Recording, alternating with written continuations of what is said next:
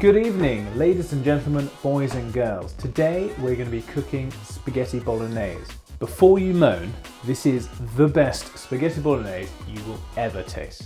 When I went to university, my mother gave me a little scrap of paper with a hastily scribbled note of her recipe for spaghetti bolognese. Having spaghetti bolognese twice and sometimes 3 times a day, every day, does get a little bit monotonous. So I started to experiment, adding a few things here, taking a few things away. I wouldn't recommend this as a way for learning, but it does give you a really deep appreciation of exactly how certain ingredients can influence a dish, much more so than reading a book or even just trying different recipes. Even though I will encourage you to do that with this, through sheer trial and error, I can safely say this will be one of the best, if not the best, spaghetti bologneses you've ever tasted. First things first, grab a pan. Make sure your pan has a nice open top to it so it can allow those juices to evaporate off much more efficiently, which means you can reduce it faster and eat it sooner, which is key. The first thing we're going to be putting in is a little bit of butter,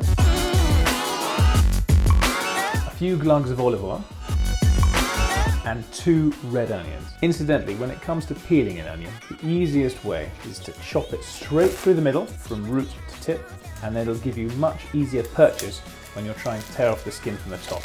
And if you're lucky, just like that, you can tear it all off with one go. Nip the end off and leave the root so that it all holds together.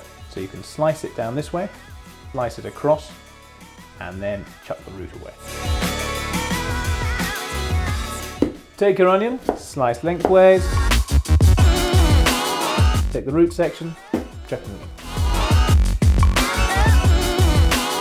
A little bit teary-eyed from the onions. Such a shame they had to be slaughtered. Take your pan with the chopped up onions and put them on a medium to low heat. Next, we're going to look at adding our 3 other key base ingredients. 3 finger chilies, 1 big chunk of ginger, and about 3 cloves of garlic. We're using rather large monster garlic, which isn't as strong, so although in mass this is probably about 5 or 6 cloves, it's only really got the flavour of 2 or 3. You're going to put the ginger in first because it takes a little bit more energy to get it cooked. And chuck that straight into the pan. Next, the garlic. Just chuck that straight in the pan as well. Give it a little stir and just leave that gently simmering away. Now before we put the chili in, there's a little trick to eking out some more flavour from the onions particularly, as well as the garlic and the ginger. And that's with a little sprinkling of brown sugar. You don't need more than about 1.5 teaspoons. Also at this point, it's a good idea to put in a little bit of celery salt. Probably just under 1 teaspoon. Now we can chop and add our chilies. That is smelling absolutely gorgeous. The chilies are just nicking me in the back of the throat, which is a really good sign, showing they're starting to release some of those beautiful oils. Now while that gently, and I mean gently, simmers away, we've got our meat to put in. Traditionally, and I'm sure the bolognese you've made before will have beef mince in it, but this beef mince is quite lean, which I prefer. But you've got to add the fat somehow. So what I do is take sausage meat. These are pork and venison sausages, which is going to add a lovely gamey richness to the bolognese. All you do, plonk them down, slice each one, and just take off the skin. Simple as that.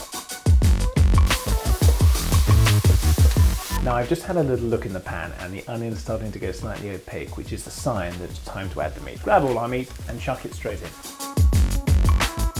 Get a sharpish spatula, just enough so you can just slice through the meat like this, chop it all up, and make sure the flavours that you've already created inside the pan get in between all of that lovely meat and you don't end up with lots of little meatballs. It'll be easier as it starts to cook.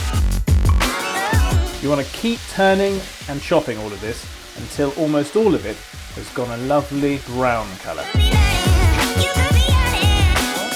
There we go. That's just about there. Now we need to add our tin of chopped tomatoes. And for a little bit more richness, tomato puree. Give them a little stir around. Now we can add a little bit of wine. We'll add about half a glass. And obviously, have a bit for yourself as well.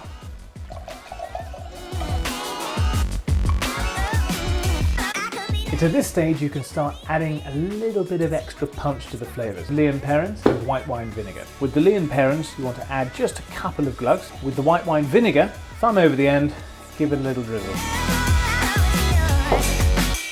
And and the pièce de résistance, a stock cube for some added depth. That's the bolognese pretty much done. It just needs to simmer, reduce down a bit, and then it's finished. So now we can start thinking about our spaghetti. Get a small little pan, enough the spaghetti can swim around a bit, you don't want it clumping together. Boil the kettle, or in my case, use your kettle tap, fill up the saucepan, pop that on a hob, maximum heat, add a little bit of salt, and put a lid on until it comes back to the boil. Now the water's come to a boil, we can chuck in our spaghetti. As a general rule, it's about 100 to 125 grams per person, which is about that. A lot of people hate me for this, and I snap my spaghetti in. Just so much easier to deal with it in the pan. The most important time to stop the spaghetti sticking together is immediately after it goes into the pan. Agitate it, twist it around with a fork, just make sure they're not all lying the same way, and you shouldn't have too many stuck together. Now the spaghetti's on, we can look at checking the seasoning on our bolognese. Because of the stock cube, you don't actually need to add that much flavouring, so it doesn't need any salt, but I might put a bit of extra pepper in. Now it's time to have a little root through the fridge and see what kind of cheese we can find. Luckily, I found the end of a little bit of Parmesan. Perfect.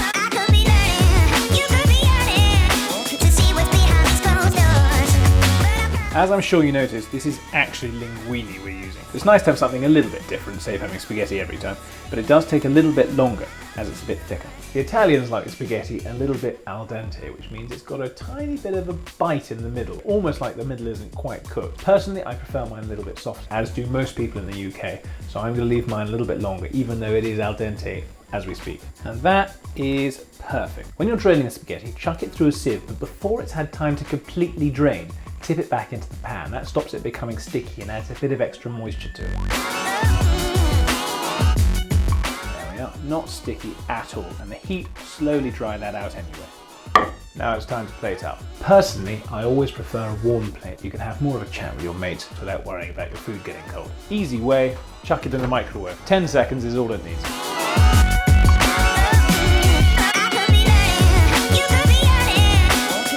That is looking amazing. A lovely, rich sauce, full of flavour. One of my better ones, if I do say so myself.